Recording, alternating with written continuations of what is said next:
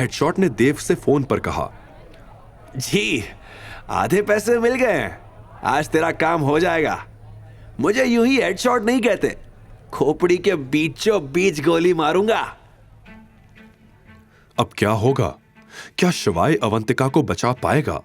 क्या होगा जब शिवाय को पता चलेगा कि देव ने उसे मारने के लिए हेडशॉट को भेजा है और वो दिनेश का भतीजा भी है? यश की डील कैंसिल होने की खबर सुनकर रेखा और नंदिनी का क्या होगा? क्या यश को कभी पता चलेगा कि शिवाय कौन है? हे महाकाल, कुछ भी हो जाए, आज अवंतिका का ख्याल रखना। शिवाय ने जोर से कार का एक्सीलरेटर दबाया और गाड़ी रफ्तार पकड़ते हुए शहर के सारे सिग्नल्स तोड़ती हुई थंडर नाइट क्लब की ओर बढ़ने लगी। वहीं इंडस ग्रुप से निकलते वक्त यश के दिलो दिमाग में बस एक ही सवाल था कि उसने किसे ऑफेंड कर दिया था। यश की डर के मारे हालत खराब थी, उसका दिमाग काम नहीं कर रहा था। तभी उसके फोन पर रेखा का कॉल आ गया।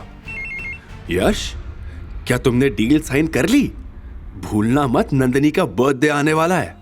कंपनी के सभी एम्प्लॉयज को इनवाइट करना, दिनेश जी को भी। अगर नंदिनी से उनकी जान पहचान हो जाएगी तो सबके लिए कितना अच्छा होगा ना। अब मेरा मतलब, अगर प्रोफेशनली जान पहचान हो जाएगी तो मेरी बात का गलत मतलब मत निकाल लेना। Shut up! अपना मुंह बंद रखो पागल बुढ़िया। मेरा कॉन्ट्रैक्ट कैंसिल हो चुका है, समझी? यश ने गुस्से से कहा। यश ने पहली बार इतनी बदतमीजी से रेखा से बात की थी। पर यह कैसे हो सकता है?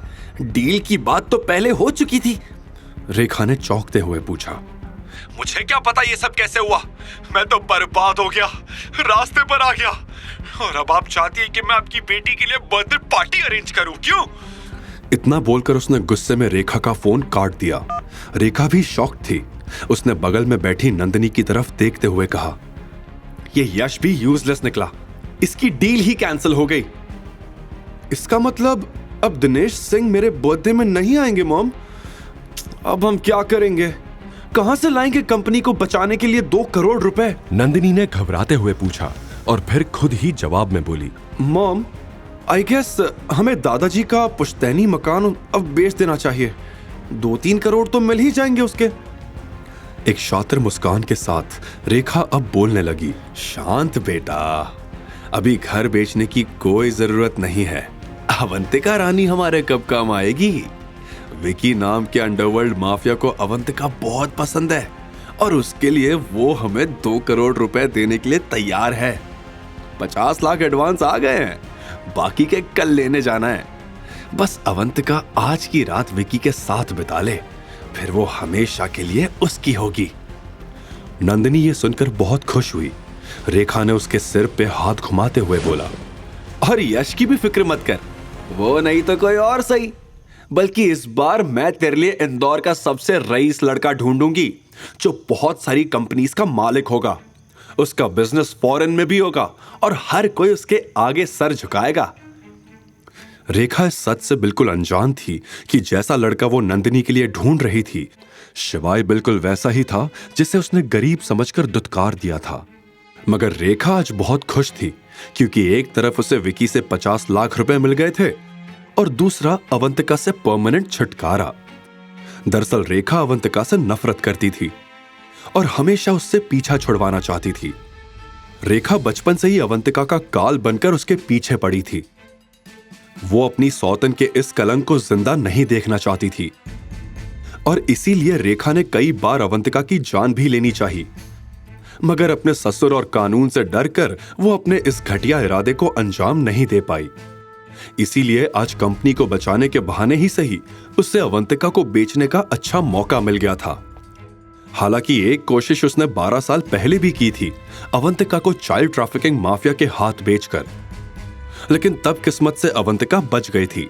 पर इस बार रेखा को उसका प्लान सक्सेसफुल होता दिख रहा था। लेकिन शिवाय के होते हुए कोई अवंतिका का बाल भी बांका नहीं कर सकता था। इस समय शिवाय बस जल्दी से थंडर नाइट क्लब पहुंचना चाहता था, लेकिन रास्ते में उसे महसूस हुआ कि कोई उसकी गाड़ी का पीछा कर रहा था। शिवाय ने पीछे आ रही गाड़ी को इग्नोर करते हुए अपनी गाड़ी को तेज भगाया और थंडर नाइट क्लब की ओर निकल गया। ये देव के भेजे हुए आदमी थे जो इस समय शिवाय को मारने के लिए उसका पीछा कर रहे थे। हेडशॉट भी उसी गाड़ी की फ्रंट सीट पर बैठकर सब कुछ मॉनिटर कर रहा था। हेडशॉट को देव का कॉल आया तो फोन उठाकर हेडशॉट ने कहा, मिस्टर देव, डोंट वरी, इस आदमी को आज हम ठिकाने लगा कर रहेंगे। अब आप कह रहे हैं तो मैं तसल्ली से सो सकता हूं, देव ने कहा। थंडर नाइट क्लब पहुंचकर शिवाय ने कार को पार्क किया और एंट्रेंस की तरफ भागते हुए गया। इस 5 मंजिल इमारत में शहर के सारे इल्लीगल काम होते थे। शहर के सारे गुंडे माफिया हर रात यहां आते और अपने गलत कामों को अंजाम देते थे। आगे की कहानी जानने के लिए देखिए अगला एपिसोड सिर्फ पॉकेट एफएम के यूट्यूब चैनल पर। और शिवाय एक विनाशक के सारे एपिसोड्स को सुनने के लिए डिस्क्रिप्शन में दी लिंक से डाउनलोड करें पॉकेट एफएम ऐप।